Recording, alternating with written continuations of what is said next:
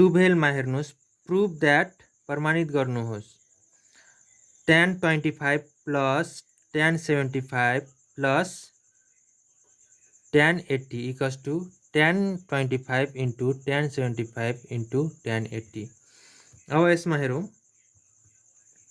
25 plus 75 plus 80 गर्दा कति हुन जान्छ त 180 हो 180 हुन जान्छ। अब हामी के गर्छौँ भन्दा 25 प्लस 75 लेख्छौँ इक्वल्स टू यो 80 जुन प्लस छ यो साइडमा जाँदा के हुन्छ त 180 माइनस 80 हुन जान्छ। अब यति भइसकेपछि हामी के गर्छौँ भन्दाखेरि दुवै छेउमा चाहिँ हामी tan एड गरिदिन्छौँ 25 प्लस 75। त्यसै गरी यहाँ पनि हामी tan थपिदिन्छौँ 180 माइनस 80 हो। अब हामी के गर्छौँ भन्दा यो जुन tan 25 प्लस 75 जुन छ यसलाई चाहिँ हामी tan a प्लस b को फर्मुला के हो त हाम्रो tan a plus tan b 1 minus tan a tan b हो यो फर्मुलामा लान्छौँ। त्यसै गरी लाँदाखेरि के हुन जान्छ त tan 25 plus tan 75 equals to 1 minus tan 25 tan 75। अब यसमा चाहिँ हामी के गर्छौँ भन्दाखेरि tan 180 माइनस थीटा भने कति हो त माइनस tan 80 हो। अब कसरी माइनस tan 80 हो भन्दाखेरि हामी यो पढेको होला क्वाड्रेटिक भनेपछि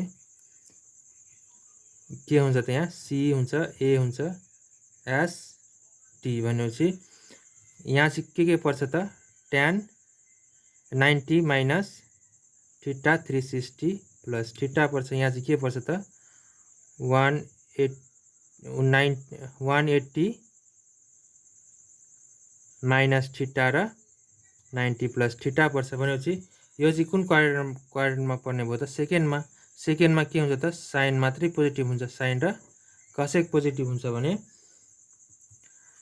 अब यो त tan हो त्यही भएर चाहिँ यहाँ माइनस हुन गयो tan 180 माइनस थीटा भनेपछि यसमा पर्छ त्यही भएर माइनस tan 80 हुन्छ।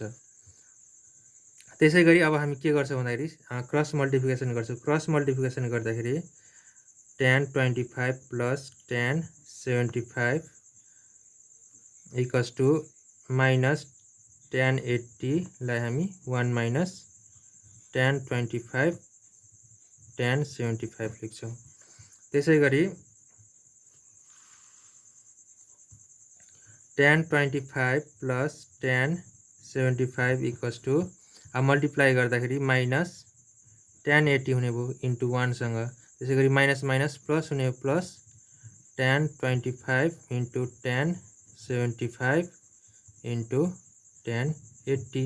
अब यो जुन माइनस छ यो साइडमा आउँदाखेरि के हुने भयो त लेफ्ट साइडमा आउँदा प्लस हुने भयो भनेपछि tan 25 plus tan 75 plus tan 80 equals to tan 25 into tan 75 into tan 80